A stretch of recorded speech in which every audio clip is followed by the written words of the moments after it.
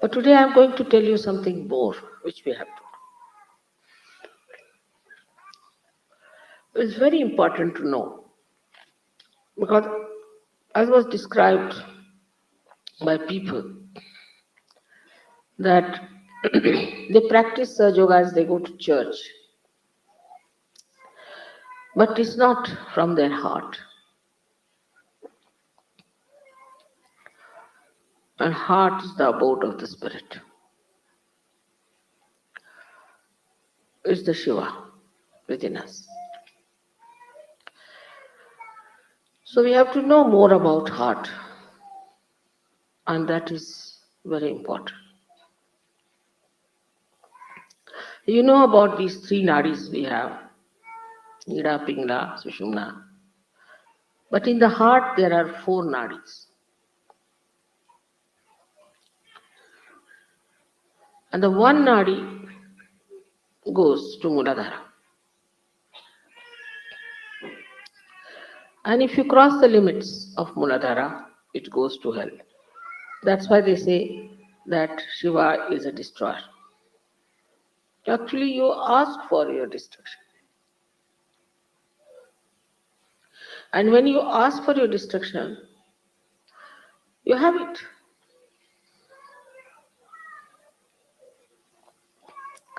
Even if it destroys everything, as I was telling, it's like when a fruit has to come, the petals look as if they are destroyed. As I have destroyed, I would say, many of your things, you can call it like your conditionings, your ego, your racialism, your fanaticism, all this has been destroyed in Sahaja. This has to be destroyed for the beauty to come out. So when your maryadas cross beyond certain point, you go to your destruction. In four directions, there are destructions built, as there are four nadis. So now what is to be done? How are we to stop this destruction of through the first nadi going to hell? One of the qualities of Shiva is that his innocence. He is extremely innocent. He is innocent like a child. His innocence personified. So we have to put our carnal desires, dissolve them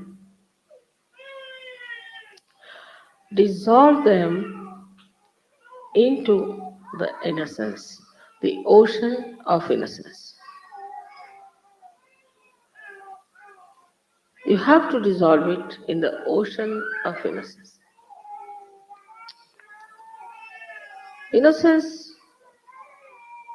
is something to be appreciated, to be understood, to be enjoyed. Like you see animals, they are innocent. You see children, they are innocent. Flowers, they are innocent. Divert your attention to all these things.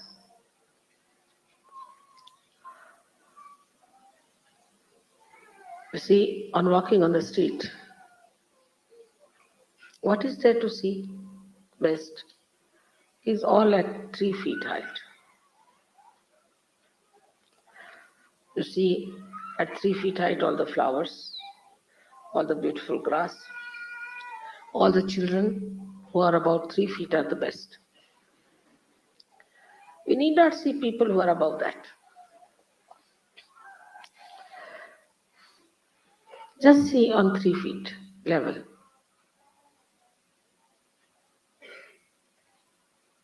You can see the legs of somebody, that's all right. But you don't see the eyes of a person who are not innocent.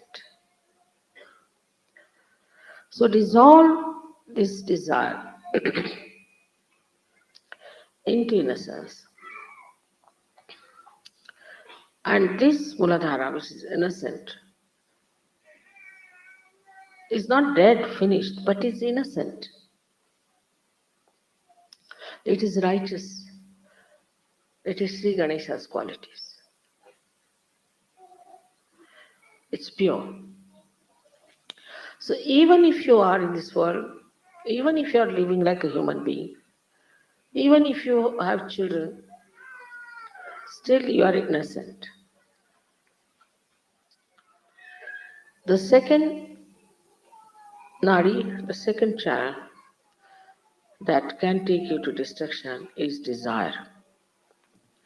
That's why Buddha has said that desirelessness is the only way that people do not get old, nor sick, nor worried.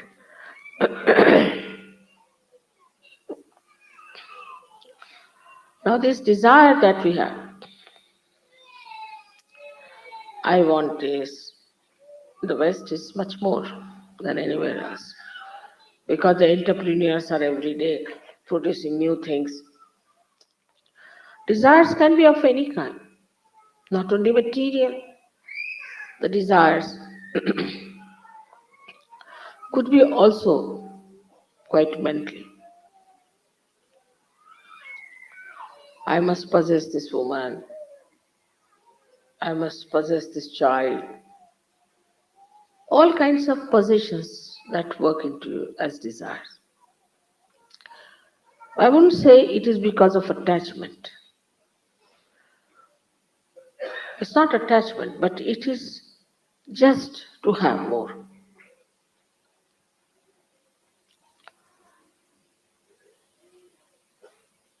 Go on adding up things, getting things. Still, one doesn't feel happy and satisfied. What is the reason for this kind of desire? Is that it's not pure desire. It's an impure desire. It's an impure desire. And when such a desire starts working, you can go any far. Like Saddam Hussein, like Hitler, like anything is nothing but absolutely desire beyond any limitations. You want to dominate others is also another desire. All these desires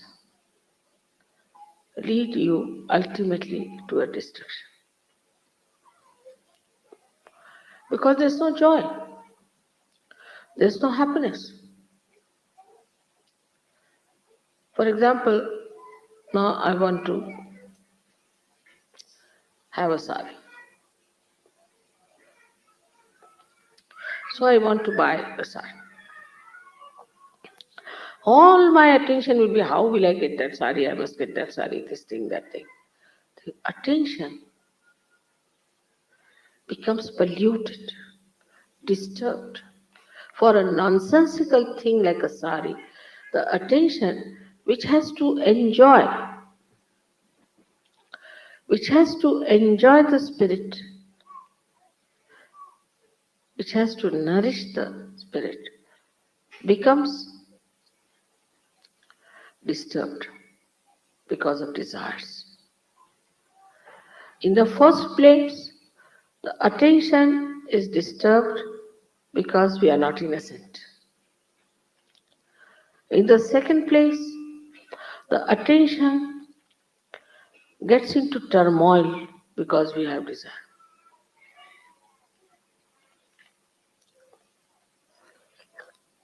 So what should we do as far as the desire is concerned?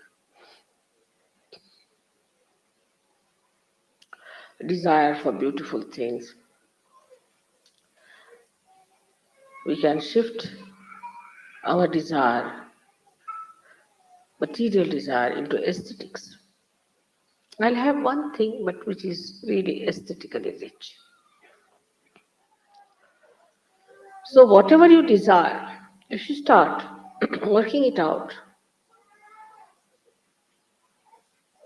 desiring for something aesthetically handmade, nice thing,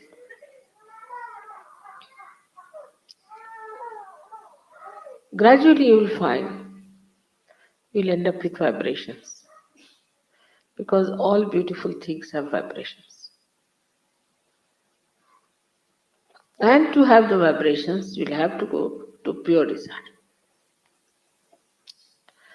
So, this desire, which is madness, which makes you mad, which is so much dull and boring, becomes pure desire because you have to dissolve all your desires into vibration. You start desiring nothing but vibrations after some. So if you have vibrations, that doesn't mean that they are something dry. See? No, it means the joy of bhakti. Bhakti is, you call it adoration, this, that. But it's the ocean of love that is God. You just get drenched into it. There's no words to it.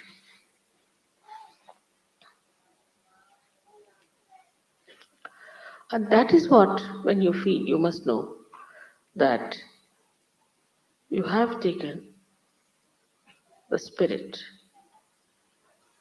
as a real connection between you and your mother or your father. There's no differentiation. You are one in that ocean, drenched in the ocean. You are the drop, you are the ocean. You are one in that bhakti. And that bhakti cannot be mechanical because not man-made.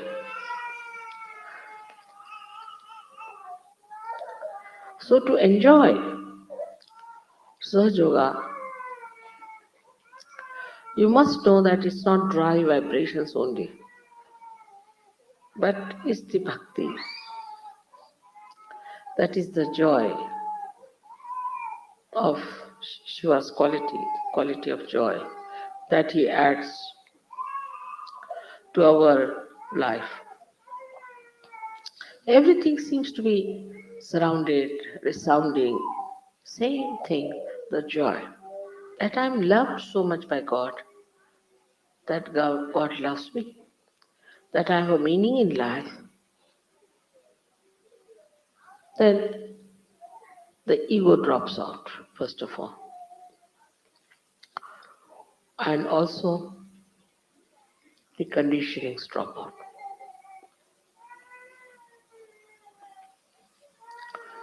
Now the third nadi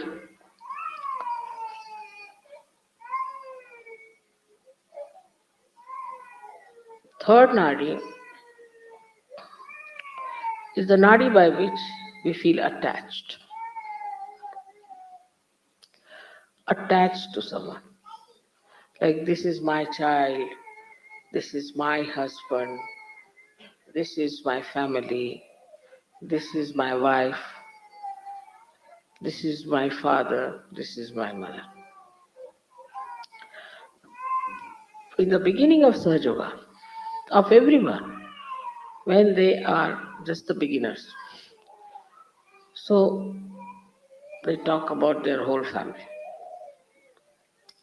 My father is like this, my mother is sick, my mother's sisters, brothers, this, that's real, this thing is not well. As if, you see, we all have taken a contract. What should I do? So now this so-called limited love What is the solution which takes you to destruction? Is the unlimited love. Because Shiva is nothing but love. He is love.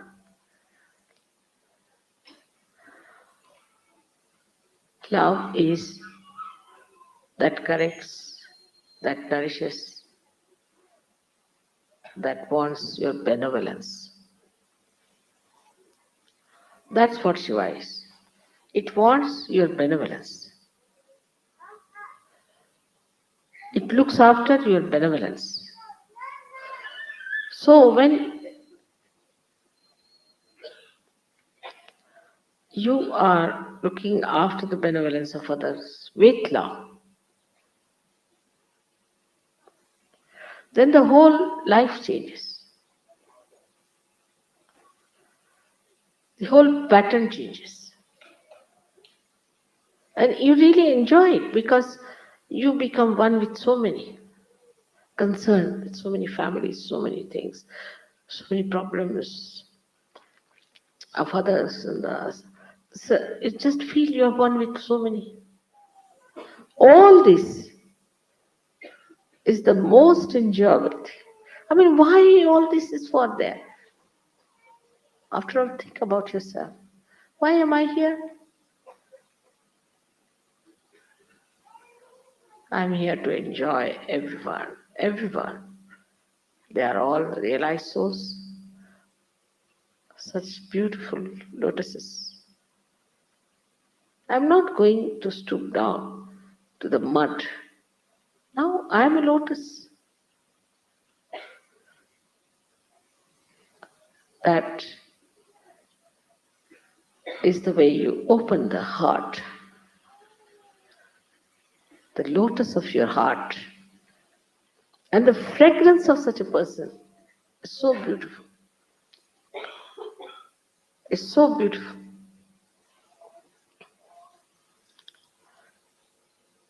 So you are no more divisive. You do not want to separate from each other. Anywhere is done, you are agreeable to that. You don't think that it should be done here or there or there, but anywhere, but should be. All of us together. So, the small attachments that are with you have to be dissolved into this ocean of love, which is Shiva.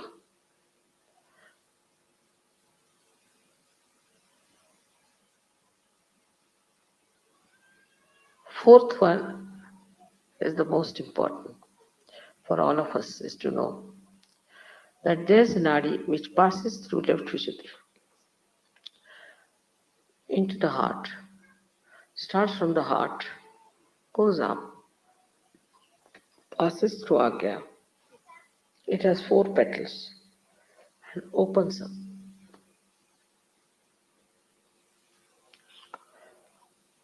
This is the one which gives you the state which is called as Turiya. We live in 3 states. In the awakened state, Jagruti, our attention goes to this, that, and all that. We spoil our attention. But the second one is the one, what we call, is that we sleep. When we sleep also,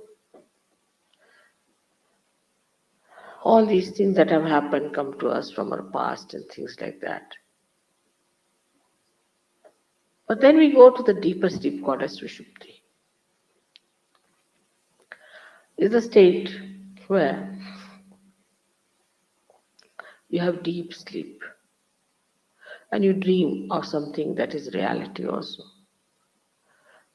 You may dream about me, like it's the ethereal part of the subconscious where some beautiful informations are passed out. Supposing I come, say, to Italy.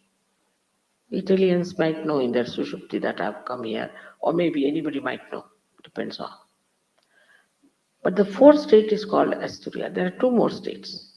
You are in a Turiya state, is the 4th state. Turiya means 4th. Fourth state is where that you are in a thoughtless awareness state. When there is no thought, just think of it. When there is no thought, you have to be innocent. When there is no thought, you have to have vibrations. When there is no thought, you cannot be attached to anyone. So into that thoughtless state you have come now as a Turiyadhisthiti. And in this state, when you are, these four petals which are within you have to open out in your brain. They come from your heart to your brain.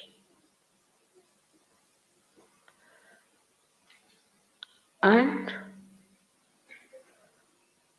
that is when you absolutely understand what is God.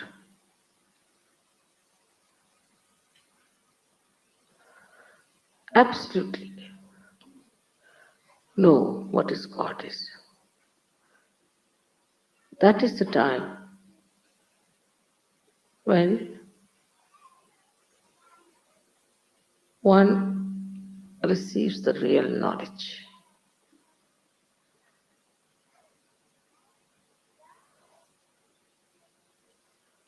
But unless and until these four petals open, one may fall back. That's why some of the Sajogis who are still meddling with things which they should not do, go down. And they don't understand what is God is. But it's not the understanding, you understand this one little point, that it comes from your heart into your brain, not from your brain to your heart. It comes as if the ambrosia of your bhakti covers your brain. Absolutely. I wish you all to achieve that state. May God bless you.